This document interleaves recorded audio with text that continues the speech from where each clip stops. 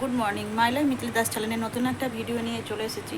আর আগের দিন ছিল আমার মেয়ের বার্থডে, তো আজকের এই দ্বিতীয় দিন। বড় মেয়ে চলে গিয়েছে, ভাইজিও ছিল, ভাইজিও চলে গিয়েছে। আর দেখো আজকে সকাল থেকে কাচাকুচি করছি।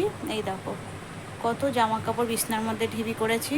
আর ওই দেখো ওই জামাটা না মেয়েকে মানে রাত্রিবেলা ওই জামাটা পরে কেক কেটেছিল, তো জামাটা একটু একটু ভিজে আছে, তো আমি ওই দরজার মাথার উপরে দিয়ে দিয়েছি, পাকার হাওয়াতে শুকিয়ে যাবে।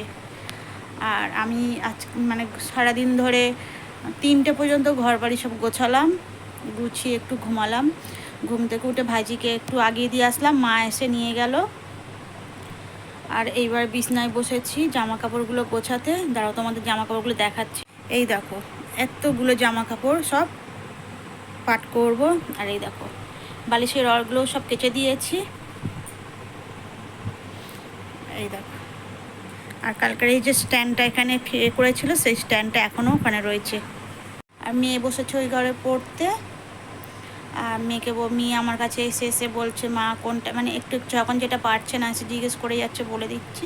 আর আমি জামা কাপড়গুলো পাট করছি। এবার জামা কাপড়গুলো পাট করে নিয়ে রান্না বসাবো, রাতে তাড়াতাড়ি রান্না করে নেবো, নিয়ে খেয়ে দিয়ে শুয়ে পড়বো তাড়াতাড়ি। কারণ সারাদিন ধরে কাজ টাজ করেছি, তো শরীরটা না একদম চলছে না, মানে কেমন একটা যেন শরীরটা দুর্বল দুর্বল লাগছে।